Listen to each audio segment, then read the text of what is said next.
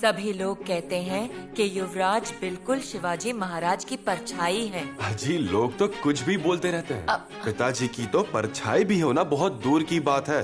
सवाई शिवाजी राजा तो बहुत दूर की बात है। लेकिन लोग बहुत चलते हैं। जब आपका भला होता है, आपको फंसाना चाहते हैं। युवराज का दिल तो साफ है।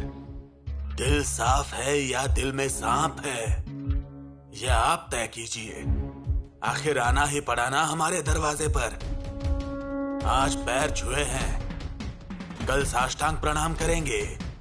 अब दक्षिण जा रहे हैं। सही सलामत लौट आए तो अच्छा है। मतलब? अजी, युद्ध भूमि है वो, किसी की जान का भरोसा थोड़ी ही है। क्या है ना, ये सभी बंदर, जंगली सुअर, मुफ्तखोर पंछी, किसान खेत से बाहर कब जाएगा इसी का इंतजार कर रहे हैं। अच्छा। और ये सब वक्त रहते संभालना पड़ेगा महाराज, नहीं तो किसान की दिलो जान से उगाई हुई फसल पूरी तरह बर्बाद हो जाएगी। और बड़ी बात तो ये है कि अब बाढ़ ही खेत खाने लगा है।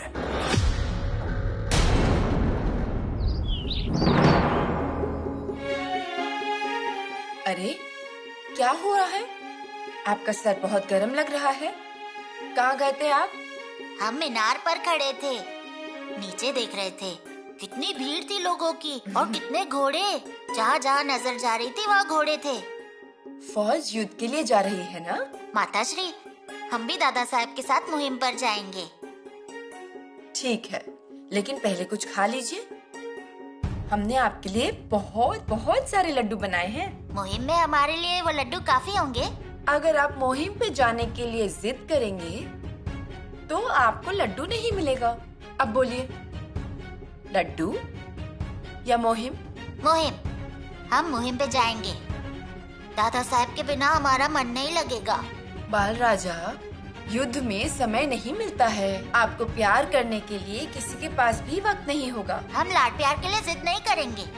बाल राजा, हमारी बात सुनिए। बार बार ऐसे जिद नहीं करना चाहिए। चलिए, मान लीजिए आप युद्ध पे गए, तो आपके भैया जी का युद्ध में ध्यान लगेगा क्या? फिर हम क्या करें? हमें तो मुहिम पे जाना ही है। आप वैसे भी दक्षिण में नहीं जा सकते हैं। ऐसा क्यों? क्योंकि आपके पिताश्री, जब आपका जन्म हुआ था ना, तब पिताश्री ने कहा था, आप उत्तर दिशा को संभालेंगे, मुगलों को समाप्त करेंगे युद्ध में। ऐसा कहा हमारे पिताश्री ने? ये तो उत्तर का नहीं, ये दक्षिण का अभियान है। इसलिए दक्षिण में आपके भैया ही पराक्रम दिखाएंगे और उत्तर में आप पराक्रम दिखाइए। फिर हमें उत्तर की ओर जाने दीजिए ना। हाँ, तो उत्तर में आप ही जाएंगे, आप ही मुगलों का नाश करेंगे। सच में? हाँ, बिल्कुल सच। चाहे तो आप अपने भैया से पूछ लीजिए। लेकिन उससे पहले ये सब करने के लिए आपको बहुत बहुत बड़ा होना होगा, और आपको बड़ा होने के लिए बहुत कुछ खाना होगा, अच्छी शिक्षा लेनी होगी, कसरत करनी होगी, और तलवारबाजी तो बहुत अच्छी आनी चाहिए, है कि नहीं? हम सब कुछ करेंगे। पर उससे पहले हमें दादा साहब से बात करनी होगी। हाँ हाँ, लेकिन पहले लड्डू खा लीजिए। 2 लड्डू दीजिए, एक हमारे लिए और एक हमारे दादा साहब के लिए। ठीक है। महाराज, दक्षिण में खतरा नहीं, लेकिन रायगढ़ में खतरा है। बहिर जी, आप क्या बोल रहे हैं? रायगढ़ सुरक्षित नहीं है। जी हाँ महाराज, रायगढ़ सुरक्षित नहीं है। स्वराज्य को चारों तरफ से खतरा है। किस किस से खतरा है? ये देखिए, ये खलीता, बड़ा ही गुप्त खलीता लाड़ी को मिला है। इसमें रायगढ़ का अब का पूरा वर्णन है। आप और शंभू राजा दक्षिण जाने के बाद 1 महीने में परिस्थिति अनुकूल हो जाएगी, ऐसा संदेश लिखा है इसमें। इसका मतलब हम में से ही कुछ लोग सिद्धि के साथ जुड़े हुए हैं। जी महाराज, आपके जाते ही सिद्धि जंजीरा से बाहर निकलने के लिए उतावला हो चुका है। अजय आपके दक्षिण मुहिम का वो इंतजार कर रहा है। उसके मन में जरूर काला है महाराज। ऐसा? और इसी दरमियान अंग्रेजों और पुर्तगालियों के जहाज जंजीरा पर रुकी थी 2 दिनों के लिए। महाराज, उनकी मुलाकात का मकसद मुझे ठीक नहीं लगा। ये बात गंभीर है। इन सब का अनुमान था हमें, लेकिन हमने सोचा नहीं था कि इतना गंभीर होगा। ठीक है, सिद्धि पर नजर रखने के लिए हम अपने कुछ धनी सरदारों को चुनेंगे। उसकी हमें परवाह नहीं, लेकिन रायगढ़ सुरक्षित नहीं है ऐसा आपने कहा बहरी जी। उसका कारण? आप दोनों भी दक्षिण मुहिम पर जाएंगे। ये देखकर किले के कुछ लोगों को बहुत खुशी हुई है। नहीं मतलब उन्हें जरा छूट मिलेगी ऐसा लग रहा है, और मनमानी भी कर पाएंगे। कौन करेगा मनमानी? और हमारी राज्य व्यवस्था इतनी कठोर और मजबूत है कि अगर कोई कुछ भी करना चाहे तो भी वो कुछ भी नहीं कर पाएगा। महाराज, चीजें खोखली की जा सकती हैं और चीजों को नजरअंदाज करने से वो अपना असली रूप धारण कर लेती है। ऐसा ही है ये। और अब पहले का जोश जाकर चौकन्नापन आ चुका है। अपेक्षाएं बढ़ चुकी हैं। किसकी? कोई खास नाम तो नहीं, लेकिन वातावरण अच्छा नहीं है। इसलिए मुझे ऐसा लगता है रायगढ़ पूरी तरह मंत्रियों के भरोसे छोड़कर जाना सुरक्षित नहीं होगा।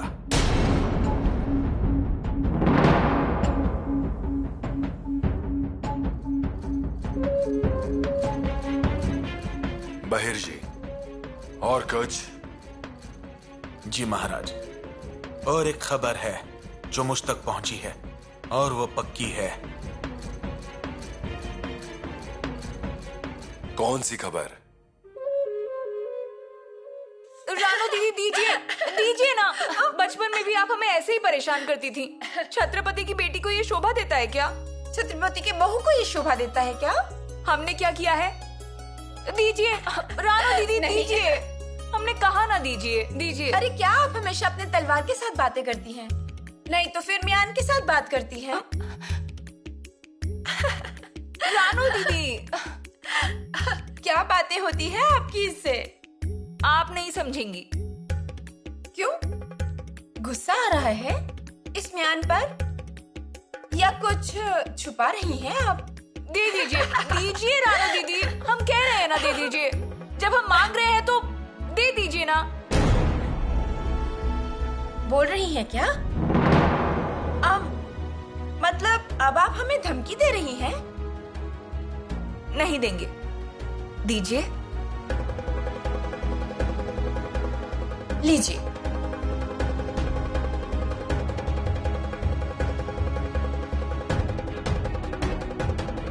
बोलिए। ये मयान हम हमारे युवराज को उपहार के रूप में देंगे। म्यान को भेंट में देंगी? हाँ। अरे लोग कटियार देते हैं, खंजर देते हैं भेंट में। आप एक म्यान देंगे उनको? रानू दीदी, आपने युवराज की तलवार की धार देखी है ना, कैसे चमक रही थी। हाँ तो कोई मक्खी भी गलती से बैठ जाए तो उसकी भी 2 टुकड़े हो जाएंगे, ऐसी धार है। और किसके द्वारा? म्यान की वजह से। ये म्यान अपने आप में तलवार की तेज धार को पूरी तरह से समा लेती है रानू दीदी। जहां खून के सिवा, मृत्यु के सिवा किसी और की जगह नहीं होती, वहीं ये मयान उस मृत्यु को भी अपने नाखूनों में पूरी तरह से लपेट लेती है। और सिर्फ लपेटती नहीं है, पृथ्वी की देखभाल भी करती है। और केवल म्यान ही है जो तलवार के जोखिम को उठाने के लिए सदैव तैयार रहती है। सही कहा आपने। फौलादी तलवार, कई बार जलमग्न हो चुकी तलवार, सर को शरीर से अलग कर देने वाली तलवार, जो युद्ध में हर दिशा में फड़फड़ाती है वो तलवार। रानू दीदी, ये उस तलवार को संभाल लेगी। उस तलवार को संभालेगी ये म्यान जो खुद एक नाजुक सी लकड़ी से बनी हुई है। देखिए ना। सही कहा आपने रानू दीदी। और हमने इस म्यान के अंदर कस्तूरी रखी है। अब युवराज की तलवार से हमेशा कस्तूरी की महक आएगी। और हल्के हाथ से अंदर तिल का तेल भी लगाया है।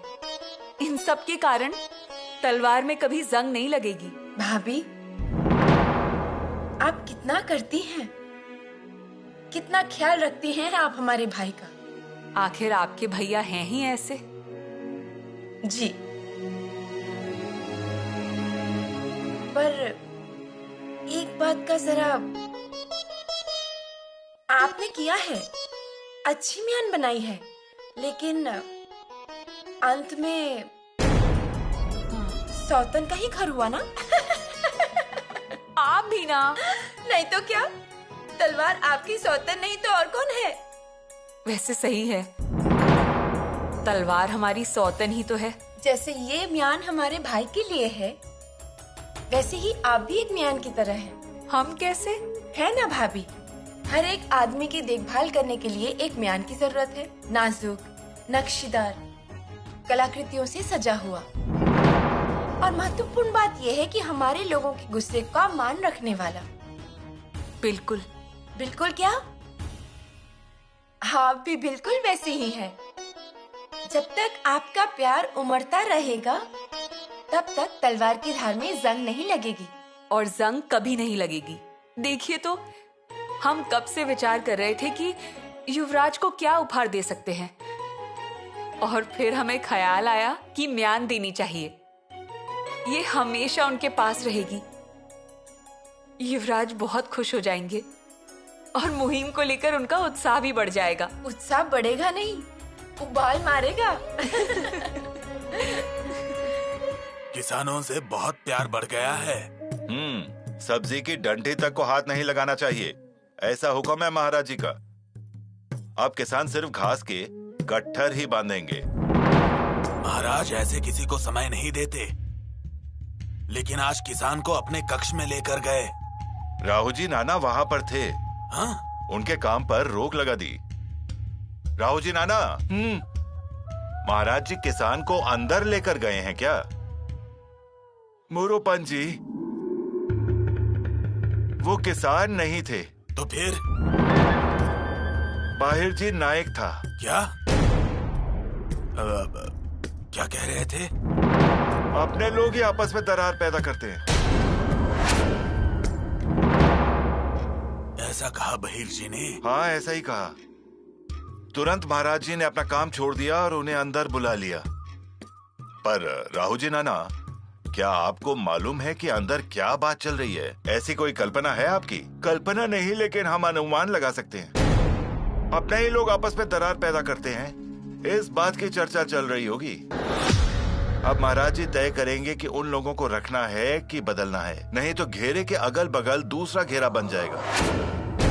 महाराज तो कुछ भी कर सकते हैं, लेकिन बहिर जी क्या कहते हैं उस पर सब निर्भर करता है। हाँ, ठीक कहा। लेकिन बहिर जी की आखिरी बात है, ये निश्चित है। पंत, फिरंगियों का आदमी आया है मिलने के लिए, पासाड़ में रुका है। वहाँ रुका है? यहाँ की फौज देखकर डर गया है, वो आगे ही नहीं आ रहा। कोई चीज है उसके पास, उपहार लेकर आया है। अरे कैसे उपहार? उसे बोलो जाने के लिए, हम बोलेंगे तभी आने के लिए कहो। उसे यहाँ से भगा दो। क्या वो सुरनीश जी, उन्हें आने दीजिए। लेने जैसे हालात नहीं हैं अब, और इतनी जल्दी मुझे बाढ़ नहीं बनना है। हाँ, ये बात आपने सही कही है। और अब उपहार लेने के लिए हमारे साथ है ही कौन? हम हमारे लिए थोड़ी ना ले रहे थे। अच्छा सुनो, तुम जाओ और उसे जाने के लिए कहो। हाँ जी। आप बहुत डर गए हैं पंत जी। चर्चा होने दीजिए, बाद में बात करेंगे।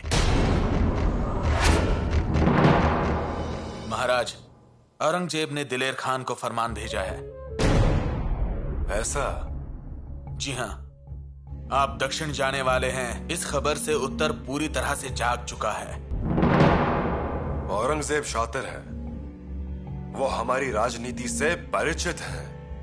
वो समझ गए हैं कि पूरे दक्षिण को एकजुट करने का हम इरादा रखते हैं। जी महाराज, उसने दिलेर खान को बता दिया है कि शिवाजी दक्षिण जा रहा है। वो उत्तर को डराने का प्रयत्न है, ऐसा नहीं तो उसकी दक्षिण मुहिम का मतलब उत्तर पर का आक्रमण है, ऐसा समझो। एकदम बराबर पहचाना। जी हाँ, उसने दिलेर खान को सख्त आदेश दिए हैं कि स्वराज्य में अराजकता फैलाओ। मतलब? उसे किला या मुल्क फतेह करने का आदेश नहीं। किया तो अच्छी बात है, लेकिन बड़ी राजनीति की जाए। तुम गाजी हो, दिलपाक हो, शिवा उसके मुल्क में नहीं है, इसका फायदा उठाओ। तुम्हारी सरफराजिश करके नवाजूंगा, मौके का इंतजार करो। उस दिलेर खान के मन में हमारे मराठा मुल्क के बारे में बहुत कड़वाहट भरी है महाराज। वो हमेशा हमारी कमजोर कड़ी ढूंढने की कोशिश करता है। औरंगाबाद में बड़े षड्यंत्र हो रहे हैं। उस दिलेर खान की नीयत ठीक नहीं है, और जो खबरें आ रही हैं वो सब चिंता बढ़ाने वाली है महाराज। ठीक है। आप यहाँ नहीं रहेंगे तो स्वराज्य चारों तरफ से घिर जाएगा, इसलिए यहाँ हमारे भरोसे के और पराक्रमी लोग चाहिए। और कुछ? और एक बात है महाराज। कहिए बहिर जी। नहीं मतलब मुझ तक बात तो पहुंची है। दक्षिण में शंभू राजा की जान को खतरा हो सकता है। नहीं मतलब ये बात पक्की नहीं है। हमारे होते हुए दगाबाजी? किसकी हिम्मत है दगाबाजी करने की? दक्षिण मतलब कर्नाटक संभाजी नाम के लिए ठीक नहीं है। पहले ही दक्षिण ने एक संभाजी को। बहिर जी, हम ऐसी बातों पर विश्वास नहीं करते। महाराज, मैं भी ऐसी बातें नहीं मानता हूँ, लेकिन जो मुझ तक बात पहुंची वो आपको बता दी।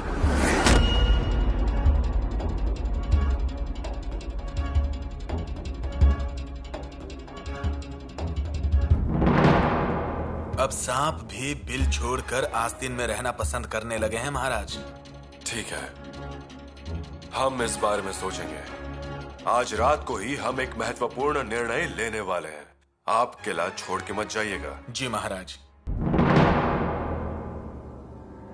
कब खत्म होगी ये बातचीत? जब तक पूरी बात ना हो जाए तब तक ये बातचीत खत्म नहीं होगी। पर पहले ही सब कुछ तय हो चुका है ना? हाँ, पर वो दुश्मनों के लिए था, समाचार लाने वालों के लिए था। पुतला रानी, आपको याद है महाराज एक बार सूरत जाते वक्त कहाँ गए थे? त्र्यंबकेश्वर की पूजा करने। ये भी ऐसा ही कुछ है। अंदर से जो तय होगा वही होगा। पर ऐसा है तो? पुतला रानी जी, अरे महाराज जो कहते हैं वैसे करते नहीं। सब व्यूह रचना बदल जाती है। ये मसला भी ऐसी ही है, इसलिए कहते हैं थोड़ा सा रुक जाइए, जल्दबाजी ना करें। खाने का काम भी खत्म करते हैं, ऐसा कहिए। पिताश्री, सारी तैयारी हो चुकी है। किले के बाहर 60,000 सैनिक खड़े हैं। हमने घोड़े के मुंह में लगाम और पोलाड़ी चैन बदल दी है। घोड़ों के पैरों में नई नाल लगा दी है। इतनी बड़ी दौड़ मतलब नई नाल तो चाहिए ही ना। घोड़ों में 80,000 नई नाल लगाई गई है। पिताश्री, पूरी फौज बाहर खड़ी है, आपके संकेत का इंतजार कर रही है। हर हर महादेव की घोषणा करते हुए दक्षिण जीतने के लिए अपनी फौज रवाना होगी। अच्छा है, उत्तम। पिताश्री, इस अभियान के लिए हमने एक अलग ही रचना तैयार की है। आप एक बार इसे देख लीजिए। कुल मिलाकर भाला चलाने वाले घुड़सवार, पैदल सेना, इनकी रचना को देखते हुए आप हमें शाबाशी देंगे, यही हमें लगता है। अपने जिलेबी पाठक में कुल मिलाकर 2000 अंगरक्षक हैं। छत्रपति के दर्जे की शोभा बढ़ाने के लिए हमने सबके मस्तक पर एक मंदिल दिया है। जंजीरदार अंगरखा, हर अंगरक्षक के कंधे पर सोने की शाल चढ़ाई है। गले में चांदी की मोटी चेन और कर्णकुंडल सोने का। कमर में कटियार, कत्ती, कसनी, हाथ में भाला और बहुत सी तलवारें दी हैं। हमारा एक एक अंगरक्षक 50-50 लोगों को मार सकेगा। पूरी तैयारी से युवा पीढ़ी को जिलेबी पाठक में तैयार किया है। शंभू राजा, ये सब आपने? और हाँ, छोटी बंदूकें भी साथ में ले ली हैं। साथ ही बंदूक को चलाने के लिए एक अलग ही पाठक तैयार किया है। सप्तहजारी, पंचहजारी, जुमलेदार, हवलदार, बारगिड, नाइक, ऐसे क्रम में लगा दिया है। ये तो बहुत अच्छा किया। अच्छी खबर यह है कि हमारे मामा सेखोजीराव गायकवाड़ किले पर हाजिर हुए हैं। हम्बीर मामा आनंदराव मक्काजी, बाबाजी थंबेरे, सरदार कोंडे देशमुख, सरदार नलावड़े, सरदार अहिरे, ये सभी सबसे आगे हैं। उसी के साथ खबरगीर, हुलसवार, तंबू लगाने वाले लोग, सभी कारीगर, खानसामी, इन सभी को तैयार कर लिया है और हम जाने के लिए कब से तैयार हैं। हमारी तलवार आपको पराक्रम दिखाने के लिए बेचैन है। शंभू राजा, आपकी मेहनत और भाग दौड़ हम देख रहे हैं। अब आप थोड़ा आराम कर लीजिए, जाइए। जी पिताश्री।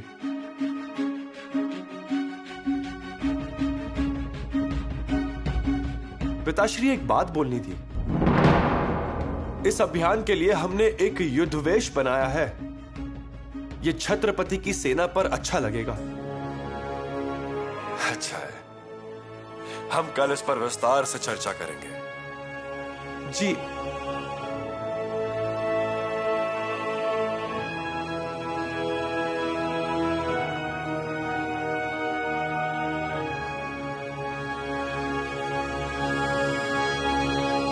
शंभू बेटा, परिस्थिति ने ऐसा कदम उठाया है कि इस अभियान पर हम दोनों में से केवल कोई एक ही जा सकता है। अब ये हम आपको कैसे बताएं?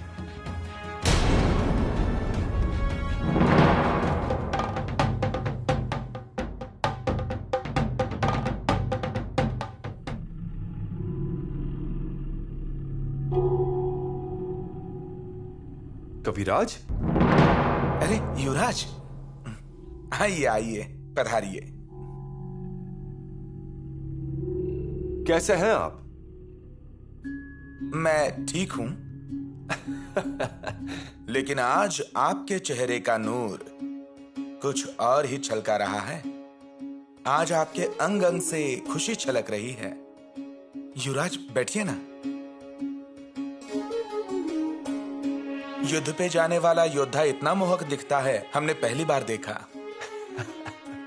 लेकिन कविराज, हम युद्ध करने नहीं, उत्सव मनाने जा रहे हैं। ये आप क्या कह रहे हैं युवराज? उत्सव? कविराज, उत्सव नहीं, महाउत्सव। महाउत्सव? कविराज, आज तक हम कितनी मुहिम और युद्ध पर गए और जीते भी, लेकिन ये मुहिम कुछ अलग ही है। वो कैसे युवराज? मुहिम तो आखिर मुहिम होती है। लेकिन आज तक हमने जो भी मुहिम की, उस हर एक मुहिम में हमारे साथ ईश्वर का आशीर्वाद रहता था। इस बार भी परमेश्वर का आशीर्वाद आप ही के साथ है। नहीं, इस बार हमारे साथ ईश्वर का आशीर्वाद नहीं, स्वयं ईश्वर है। मैं समझा नहीं। कविराज, हमारा ईश्वर यानी हमारे पिताश्री, वो इस मुहिम में हमारे साथ रहेंगे और पिताश्री पालकी में बैठकर केवल हमारी तलवारबाजी देखेंगे। इसीलिए तो मुहिम की पूरी जिम्मेदारी उन्होंने हम पर सौंपी है। हम आगे रहेंगे, तलवार चलाएंगे, दुश्मनों को हराकर उस मुल्क में स्वराज्य का भगवा लहराएंगे। ये उत्सव नहीं तो और क्या है? सच है युवराज। वाह कविराज, बहुत दिनों से हमारी एक इच्छा थी, एक बार, सिर्फ एक बार पिताश्री हमें युद्ध भूमि पर लड़ाई करते हुए देखें कि शूर पिता का शूर बच्चा शत्रु के सामने कैसे लड़ाई करता है, उसकी तलवार कैसे बिजली जैसी चमकती है। ये पिताश्री ने एक बार देखना चाहिए। हम चाहते हैं कि वो हमें शाबाशी दे। हमारे पिताश्री ने की हुई तारीफें, उन्होंने दी गई शाबाशी, यही हमारा जीवन। वो खुशी से सीने लगाएं और हमारा पूरा जीवन सार्थक हो जाएगा। बस अब वो पल बहुत ही नजदीक आ गया है। आंखों में जान डालकर हम उस पल का इंतजार कर रहे हैं। युवराज, आप पिता पुत्र स्वयं में महान हैं।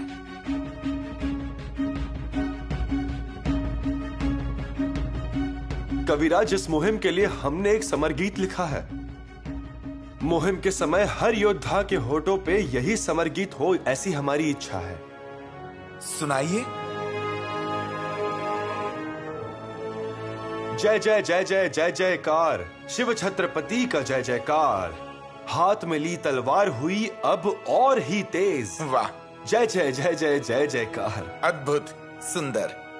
कविराज, हमें आपकी वाह वाह नहीं चाहिए, आपके शब्द चाहिए।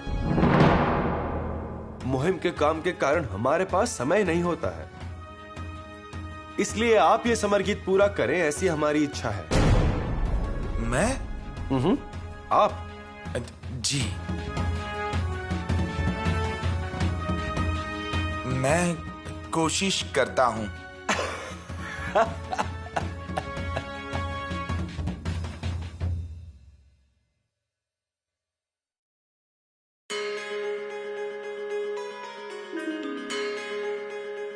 चंपा, महाराज अभी तक खाने के लिए आए नहीं।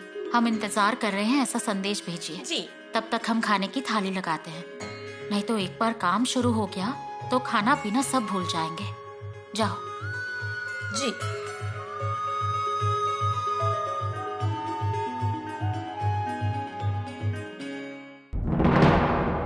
अब जो हम आपसे कहने वाले हैं वो सिर्फ हम दोनों के बीच में ही रहेगा।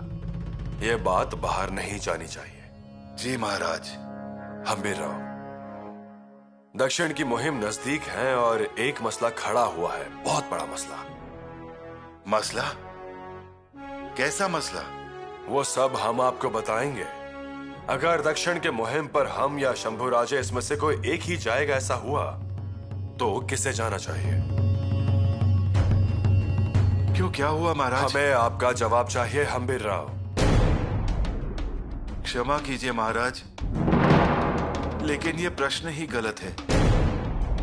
आप खुद ही अपनी आंखों से देख रहे हैं महाराज कि उस बच्चे ने इस मुहिम के लिए कितनी मेहनत की है। नए हथियार मंगवा लिए हैं, घोड़ों को तैयार किया है और नाल भी डाली है, फौज को युद्ध स्तर की शिक्षा दी, भाला वालों की टुकड़ियां भी बनाई, जिलवी फाटक में नए लोग लिए, उन्होंने फौज का रूप भी बदल दिया है महाराज। इतना ही नहीं, फौज में अपना घोड़ा कहाँ रहेगा ये भी उसने तय कर दिया है। उनके परिश्रम को, उनकी तैयारी को हम नजरअंदाज नहीं कर सकते। फिर भी हमारा वही सवाल है, हम दोनों में से एक कौन? कैसा है महाराज? आपकी रणनीति अद्भुत है।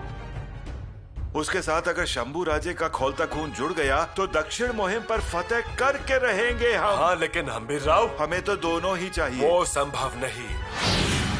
हम दोनों में से कोई एक कौन? सूरज चाहिए या उसका प्रकाश चाहिए, ऐसा पूछा जाए तो क्या जवाब देंगे महाराज? आप सर सेनापति हैं, इसलिए आपका निर्णय हमारे लिए जरूरी है। बताइए। कैसे बताएं? कैसे कहेंगे महाराज? लगता है दक्षिण मुहिम में आपको ही जाना चाहिए, क्योंकि देश नया है, 2 बादशाहों को भी मिलना है वहां। उसके साथ यंको राजे के साथ भी बातचीत करनी होगी आपको। कुतुब शाह के साथ कैसे बात करनी है ये आपको ही पता है महाराज। तो क्या हम जाएं? नहीं नहीं महाराज, शंभू राजे भी कुछ कम नहीं है। फौज सिर्फ उनके इशारे पर जान कुर्बान करने के लिए तैयार है महाराज। वो भी दक्षिण जीत सकते हैं। हम्बीरराव, फैसला बताइए। हम निर्णय नहीं दे सकते हैं महाराज। हाँ, लेकिन शंभू राजा नाराज ना हो जाए, ऐसा कुछ ना हो। आप दोनों ही दक्षिण मुहिम में हैं, ऐसा ही हमें लगता है।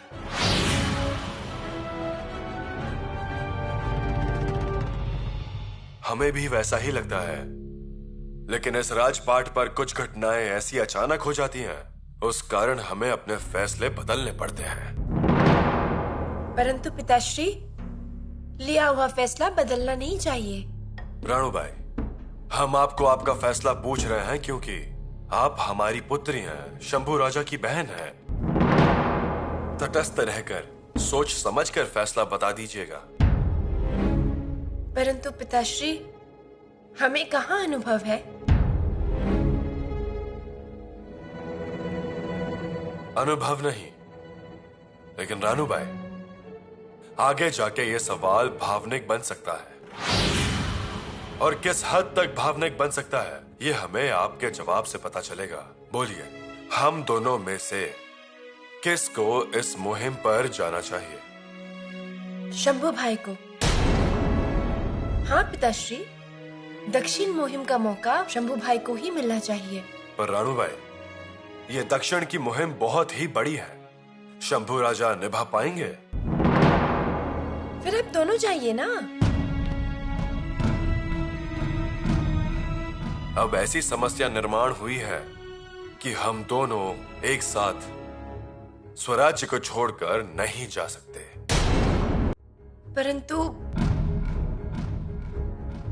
पिताश्री, आपकी पुत्री होने के नाते हमें ऐसा लगता है कि आपको आराम करना चाहिए। बहुत भागदौड़ की है आपने। हमने हमेशा आपको भागदौड़ ही करते देखा है। आज ये खान आया तो कल वो खान आया, तो कभी आप घेरे में फंसे हैं और उसके बाद भी आप अगर गड़बड़ होते थे तो कभी दरबार में तो कभी रानी माँ के महल में।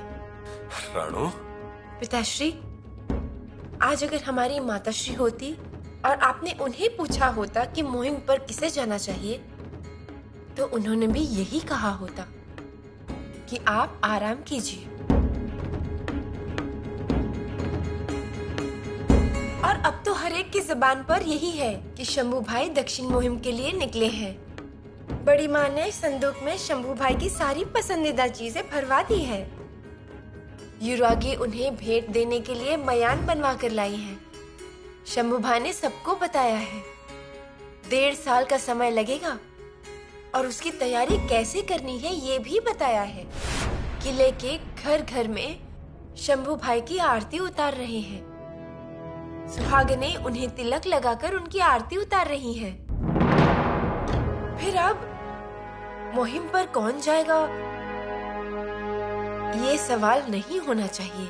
पिताश्री, तीर कमान से निकल चुका है।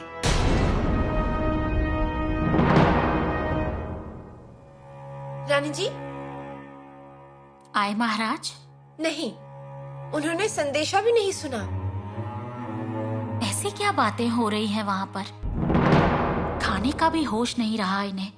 बुलाने पर भी नहीं आए, इसका मतलब क्या? संदेशा भेजने के बाद भी आप नहीं गए तो कुतुब शाह नाराज हो जाएंगे महाराज। ऐसा? जब इस मुहिम की शुरुआत की जा रही थी तो शुरुआत में कुतुब शाह तैयार नहीं थे, मुलाकात के लिए मना कर रहे थे। फिर हमने कस्में और वादे वगैरह देकर उन्हें मना लिया। और तो और मादन्ना, अक्कन्ना, इन्होंने भी आपकी भक्ति की खातिर बहुत मेहनत की है। वो भी सच है। आप आएंगे, साक्षात छत्रपति आएंगे, इसलिए कुतुब शाही से दस्तखत मुबारक और पंजा का फरमान भेजकर आपको आमंत्रित भी किया है। और हमने उसे स्वीकारा भी है। और अब अगर आप नहीं गए तो कुतुब शाह को ये अपना अपमान लग सकता है। प्रहलाद पंत, लेकिन हम दूसरे किसी को नहीं तो हमारे पुत्र युवराज शंभू राजा को भेज रहे हैं। महाराज, माफ कीजिए, परंतु छत्रपति का कुतुब शाह से मिलना और युवराज का मिलना, इसमें अंतर है। और ऊपर से आदिल शाही के हमारे मराठी सरदारों को वहां के जवान सैनिकों को हित की 4 बातें बताकर उनका मत परिवर्तन कर कर उन्हें मादन्ना की छत्र छाया में लाकर मादन्ना को शक्तिशाली बनाकर पठानों को मात देनी है, उसका क्या?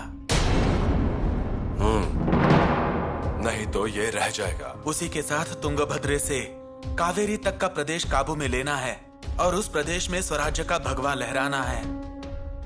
वो रह जाएगा क्योंकि आप आएंगे, इसलिए वहां की प्रजा अत्याचारी सरदारों को छोड़कर आपके साथ खड़ी रहेगी। उनको निराशा होगी महाराज।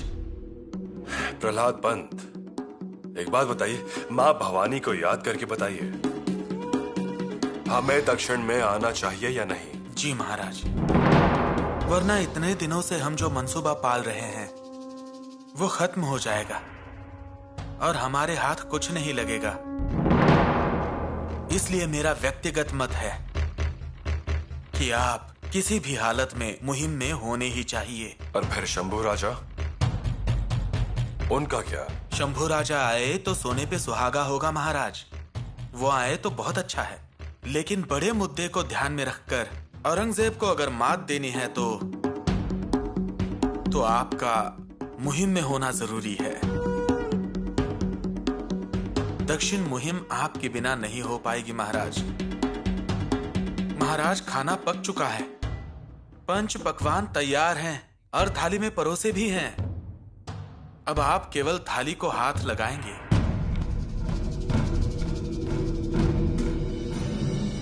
ये बातचीत तो होती ही रहेगी, खाने का होश भी नहीं रहेगा उन्हें। हम ये थाली लेकर चले जाते हैं।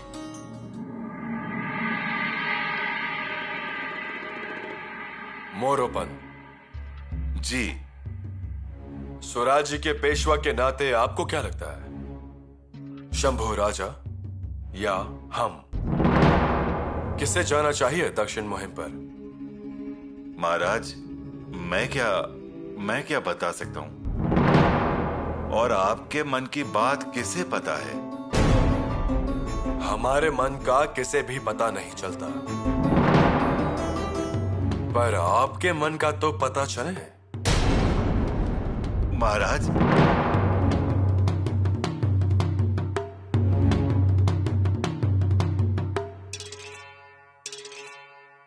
सुरनेस जी, आप बोलिए। हमारा साफ और स्पष्ट मत है, आप दोनों निश्चिंत होकर जाइए। दक्षिण मुहिम फतेह कीजिए, तय मंसूबों को पूरा कीजिए और हर्षोल्लास से रायगढ़ पर वापस आइए। अच्छी बात है।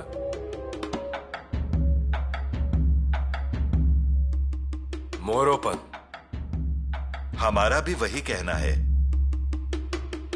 अब रायगढ़ पर चिंता करने जैसी बात नहीं है। सब जगह छत्रपति के नाम का बोलबाला है। सिद्धि फिरंगियों की हिम्मत नहीं है। हमारे स्वराज्य में वो आ भी नहीं सकते हैं। और उत्तर में भी कुछ ज्यादा हरकतें नहीं हैं। औरंगजेब, बरानपुर के मोगली तल तो वैसे भी शांति है। इसीलिए ही अन्नाजी पंत कहते हैं, उस तरह आप दोनों को ही मुहिम पर जरूर जाना चाहिए। और उसमें भी अगर कोई मुसीबत खड़ी हुई तो हम हैं ना, हम किसी भी मुसीबत से चार हाथ कर सकते हैं। और मदद के लिए सरदार अढ़ल राव धुमाल, सरदार रावत राय ढमाले, नरसिंह राव शितोले, लखमाजी बलकवड़े ऐसे महान योद्धा भी हैं। ये लोग तो हैं ही। इसीलिए किले पर और स्वराज में चिंता की कोई बात नहीं है। आप निश्चिंत होकर जाइए और मन में किया हुआ संकल्प पूरा कीजिए। शंभू राजा को साथ में लेकर ही जाइए। अच्छा, कितनी तैयारी की है उन्होंने। परसों तो हमारे घर पर आए थे। हमारी पत्नी ने तो उनकी आरती भी उतारी। हम दोनों का आशीर्वाद भी लिया उन्होंने। हाँ जरूर। शंभू राजा बहुत ही जल्दी में है दक्षिण में जाने के लिए। इसीलिए यह निर्णय अब बदला नहीं जा सकता। ऊपर से संभाजी राजा और दक्षिण, ये एक अलग नाता है।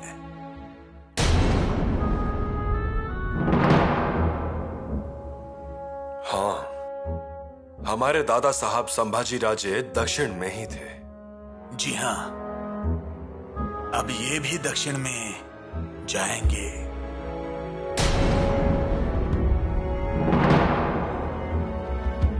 लेकिन आपको तो शंभू राजा के नेतृत्व पर हमेशा संदेह रहा है।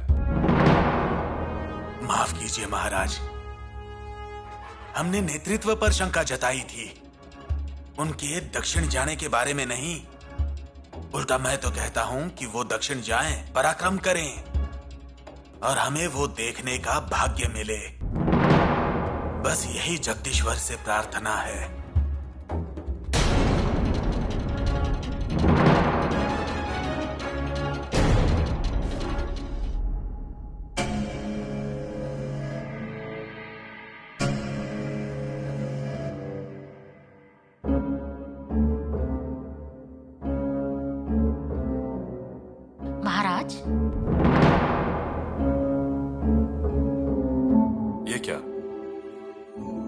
नई प्रथा, थाली वो भी दरबार में। और नहीं तो क्या, संदेशा भेजा फिर भी आप नहीं आए, बुलाने पर भी आप नहीं आए। खाने को इतना इंतजार नहीं करवाते, इसलिए ले आए। और ऐसा क्या काम कर रहे थे? एक बड़ी समस्या आई है। पहले थोड़ा सा खा लीजिए, फिर समस्या हल कीजिएगा। नहीं रानी जी, हमें एक भी निवाला नहीं जाएगा। हमने अपने हाथों से आपका पसंदीदा खाना बनाया है और आप हमारा दिल दुखाएंगे, इसे क्या कहेंगे? इससे भी ज्यादा दिल दुखेगा ऐसा फैसला लिया है आज हमने। वो कैसे बताएं, यही समस्या है। घुमाकर ना बोले, समझ में आए ऐसे बोलिए। रानी जी हमें मदद करेंगी? आप हुक्म कीजिए महाराज, पर सीधी बात बताइए ना, हमारी तो जान निकली जा रही है। रानी जी अपने शंभू राजा को बता दीजिए, कहिए वो हमारे साथ दक्षिण मुहिम पर नहीं आ सकते।